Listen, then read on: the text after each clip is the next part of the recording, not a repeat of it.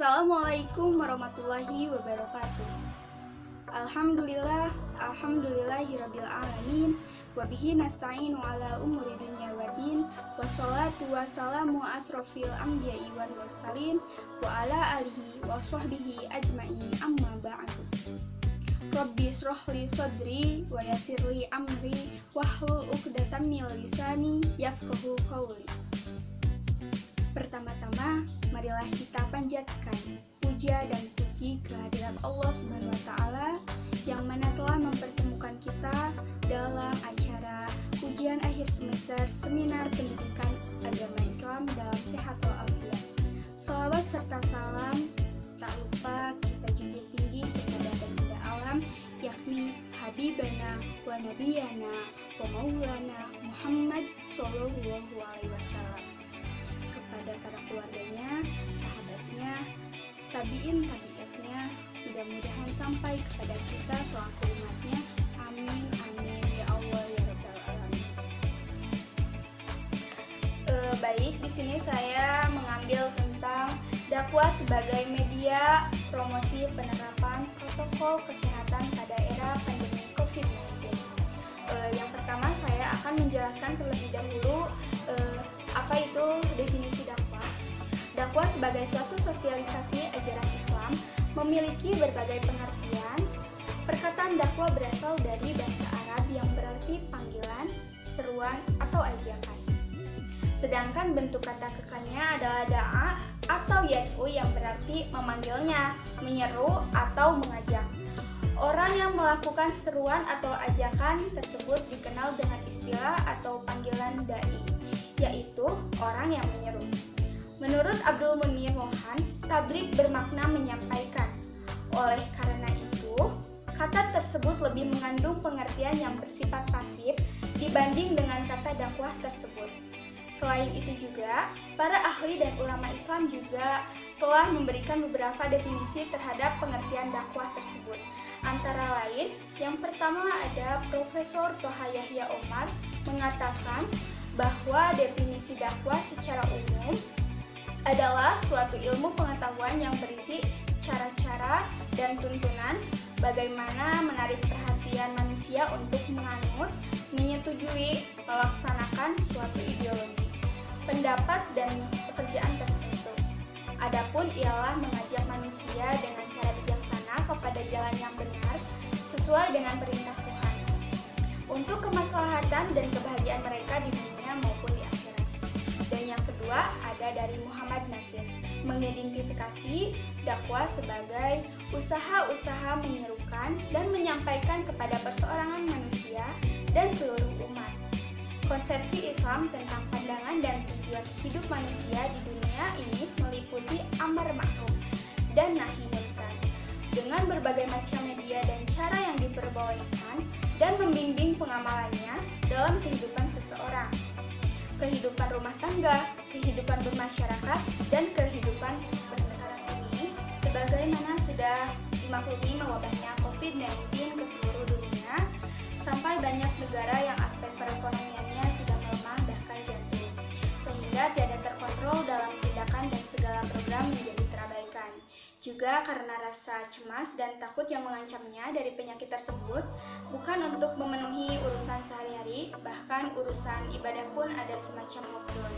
Tidak perlu bila di daerah tersebut belum tertular penyakit. Malah Masjidil Haram di Mekah pada saat itu sehingga ibadah haji pun pada tahun 1441 pun di lockdown. Ibadah haji ataupun umroh penutupannya bukan hanya kali ini saja, tetapi sudah amat banyak terjadi sejak zaman Rasulullah Shallallahu Alaihi Wasallam yang disebabkan oleh kasus-kasus tertentu. Dalam sejarah umat manusia, Nabi Muhammad Shallallahu Alaihi Wasallam pernah menyampaikan, ketika seseorang mendengar ada wabah terjadi di suatu wilayah, maka janganlah ia masuk ke wilayah tersebut, dan jika berada di wilayah terjadi wabah, ia diminta meninggalkannya. Sahih Bukhari. Artinya, wabah merupakan kondisi yang secara berulang terjadi sepanjang sejarah. Semua terjadi karena cemas, takut, dan galau dalam menghadapi wabah yang menular ini, Manusia memiliki tabiat seperti itu. Maka amat tepat apa yang disebutkan di dalam Al-Quran pada surah An-Nisa ayat 4, wa khuliqal insanu da'ifa. Manusia itu lemah secara alam, aspek apapun, mulai fisik dan psikis. Dengan tenaga yang terbatas karena umur tertentu, sekaligus secara psikis pun terpengaruh. Maka rasa takut seperti ini adalah sunatullah dan tidak mengenal agama, bangsa, dan warna kulit. Yang pertama, memakai masker. Memakai masker merupakan cara yang paling efektif dalam mencegah penyebaran virus corona. Masker juga dikenal dengan alat pelindung diri. Sebagai alat pelindung diri, masker dirancang untuk memberikan perlindungan kepada pemakainya dan bukan sebaliknya menjadi sarana transmisi atau penularan karena penggunaan yang salah. Dan yang selanjutnya ada mencuci tangan. Mencuci tangan merupakan cara untuk menurunkan resiko penularan COVID-19. Mencuci tangan mungkin terlihat mudah dan sering diremehkan hingga dilupakan. Namun, mencuci tangan merupakan sesuatu hal yang paling penting untuk menurunkan penularan berbagai macam virus. Dan yang ketiga adalah menjaga jarak. Menjaga jarak merupakan mencegah penularan COVID-19 dari jarak dekat. Dalam menjaga jarak, WHO menyarankan setidaknya 1 meter dengan orang lain. Hal ini diharuskan karena agar orang tidak dapat tertular dari orang lain dan dari jarak terdekatnya. Virus corona dapat menyebar terutama dari orang ke orang melalui percikan-percikan dari hidung atau mulut yang keluar saat orang terinfeksi batuk, bersin, ataupun berbicara. Penerapan protokol kesehatan di era pandemi COVID-19 ini, protokol kesehatan menggunakan cara 3M, yaitu memakai masker, mencuci tangan dengan sabun dan menjaga jarak serta menjauh dari kerumunan.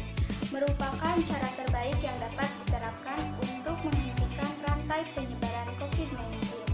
Upaya ini menurut kedisiplinan tinggi dan harus diterapkan setiap saat secara konsisten.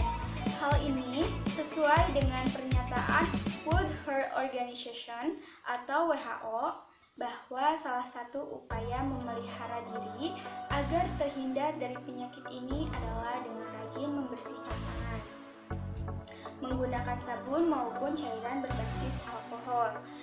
Hindari sering menyentuh bagian wajah, yaitu mata, mulut, dan hidung, serta melakukan pembatasan kontak fisik dengan orang lain atau sering disebut dengan social distancing. Penerapan protokol kesehatan di masa pandemi COVID-19 dengan situasi pandemi COVID-19 yang memacu kita untuk berubah di setiap aspek kehidupan. Masyarakat diharapkan tetap produktif namun tetap aman dari COVID-19. Oleh karena itu, adaptasi kebiasaan baru dengan menerapkan protokol kesehatan merupakan hal yang tak bisa ditawar lagi. Kedisiplinan diri merupakan kunci utama dalam upaya mencegah dan memerangi COVID-19. Seluruh lapisan masyarakat wajib untuk menerapkan baik. Sekian saja informasi yang bisa saya sampaikan.